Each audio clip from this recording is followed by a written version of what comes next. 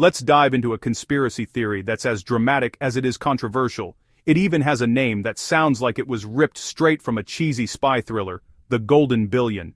At its core, this theory claims that a secretive club of about 1 billion wealthy Westerners, think the richest people in North America, Europe, and a few other places, quietly controls most of the world's wealth and power. According to believers, this elite group doesn't just benefit from the system, they actively keep the rest of humanity poor, desperate, and struggling, all by design. The Golden Billion, they say, isn't just lucky or hardworking, they're supposedly orchestrating a global scheme to make sure they stay on top, no matter what.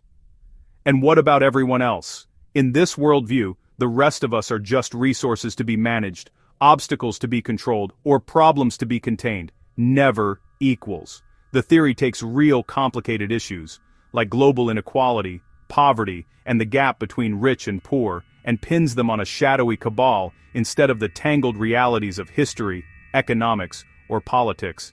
It's a story that's easy to understand. The privileged few versus everyone else, the haves versus the have-nots. The appeal is obvious. It gives people a clear villain to blame for the world's problems, a simple answer to complex questions. Instead of wrestling with uncomfortable truths or complicated systems, you just point at the so-called Golden Billion and say, it's their fault. But this isn't about a new cryptocurrency, a secret investment, or a lucky lottery ticket. It's a conspiracy narrative that's been weaponized by powerful people and politicians to stir up anger, fear, and division for their own gain. The theory claims these elites control everything, banks, governments, natural resources, even the flow of information, all to protect their luxury lifestyles and keep everyone else in check. And as we'll see, this once fringe idea has crept from the shadows into the mainstream, shaping debates and fueling movements at the very heart of global politics. The Golden Billion theory didn't appear out of nowhere. It grew out of the chaos and uncertainty that followed the Soviet Union's collapse. As the old order crumbled, Russians faced a world that felt suddenly hostile and unpredictable, with their country's future hanging in the balance. In 1990, Soviet writer Anatoly Tsikhanov claimed the West was plotting to carve up Russia and steal its resources.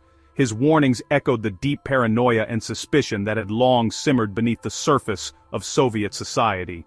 Sergei Karamurza later expanded the idea, arguing that Western consumerism was only sustainable for a privileged few, and Russia was being deliberately excluded from this prosperity. He suggested that the West's wealth depended on keeping others, like Russia, in a state of dependency and weakness. For many Russians facing hardship, empty shelves, lost jobs, and a sense of national humiliation, blaming the West for their problems was comforting. It offered a way to make sense of the sudden decline in living standards and the loss of global status. The theory turned national failure into victimhood, promising future resistance. It transformed feelings of powerlessness into a narrative of righteous struggle, suggesting that Russia's suffering was not its own fault, but the result of foreign plots. It offered a simple enemy and a clear explanation for why post-Soviet life was so hard. Instead of facing the painful reality of internal problems, people could unite against an external threat. For years, the Golden Billion idea simmered on the fringes, popular with ultranationalists and conspiracy theorists who saw it as proof that Russia was under siege. It captured a deep sense of grievance and suspicion toward the West, feeding a narrative of betrayal that resonated with many who felt left behind by the new era. The theory lingered in books and forums, waiting for a powerful voice to bring it into the mainstream. It was a story that could be easily revived whenever times grew tough. It was a story of betrayal and exclusion, ready to be used for political purposes, fuel for speeches, rallies, and new policies. And soon, it would be, reshaping Russian identity and politics for years to come. The Golden Billion theory finally found its megaphone, Vladimir Putin. After invading Ukraine in 2022, Putin and his officials began repeating the theory in major speeches. Suddenly, a fringe idea became state propaganda. The Kremlin now frames Russia's conflict with the West as a heroic struggle against a neo-colonial oppressor. The theory justifies the war's costs, telling Russians they're fighting for survival against a hostile elite. It revives the old besieged fortress mentality, rallying support and silencing dissent. Putin also uses the theory to position himself as a champion of the global majority, those outside the privileged West.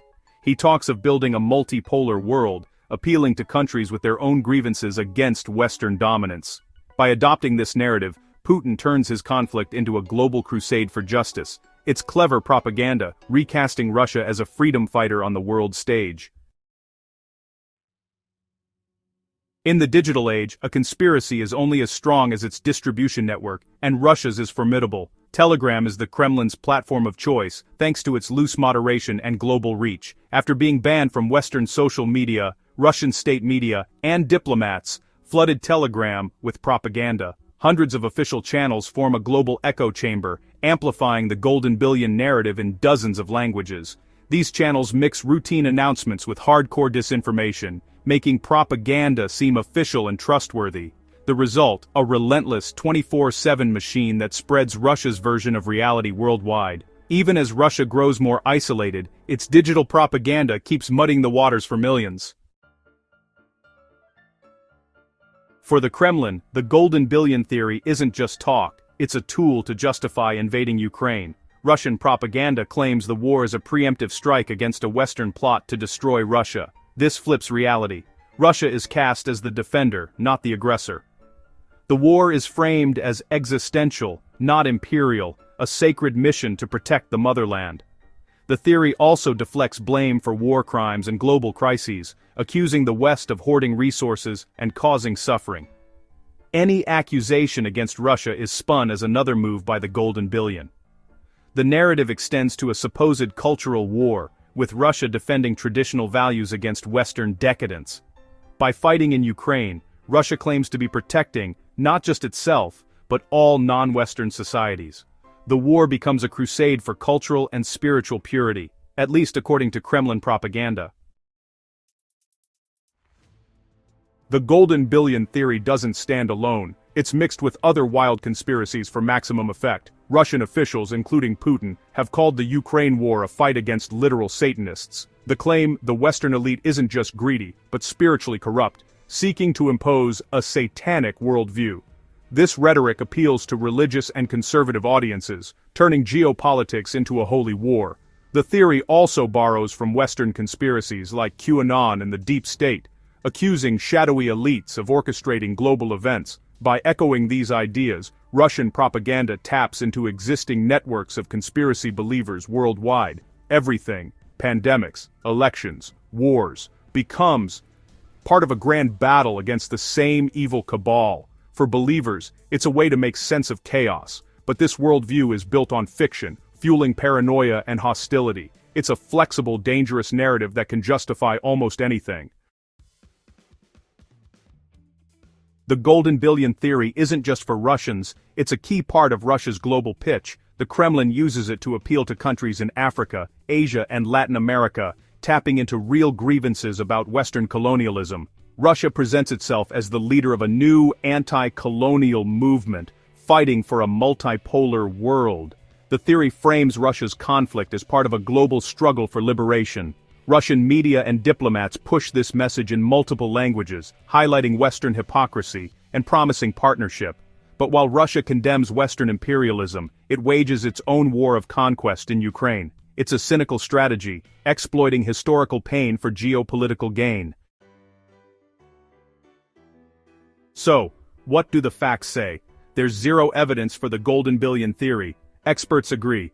Global inequality is real, but it's caused by history, economics, and politics, not a secret cabal. Claims of a depopulation plot are pure fiction. The world's population is actually growing. Western nations aren't a single entity, they often disagree and compete. The idea of a perfectly coordinated elite is absurd to anyone who follows international news. The theory is classic propaganda. It takes a real problem and attaches a false, emotionally satisfying cause. The goal?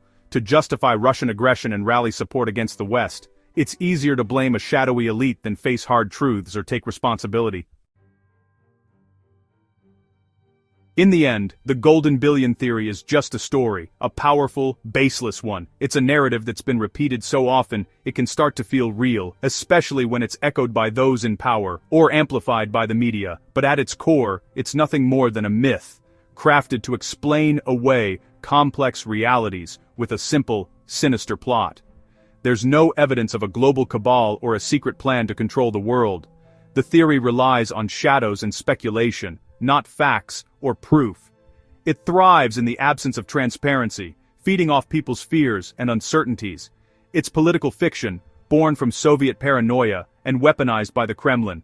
Over decades, it's been reshaped to fit new enemies and new crises, always serving the interests of those who benefit from division. But it's not harmless.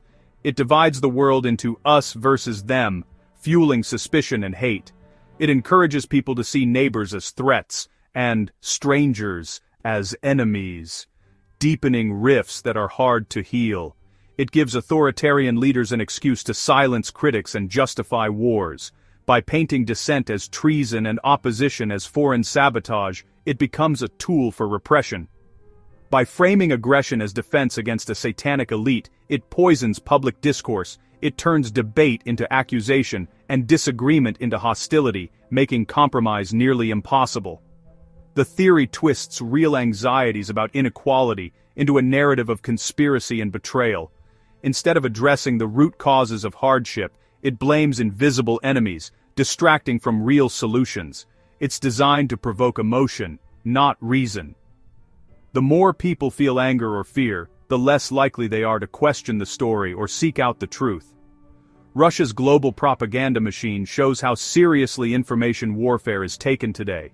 The spread of such theories is not accidental, it's strategic, and it's meant to shape how people see the world. The Golden Billion theory is empty of truth but full of political poison. It distorts reality, making it harder to find common ground or trust in institutions.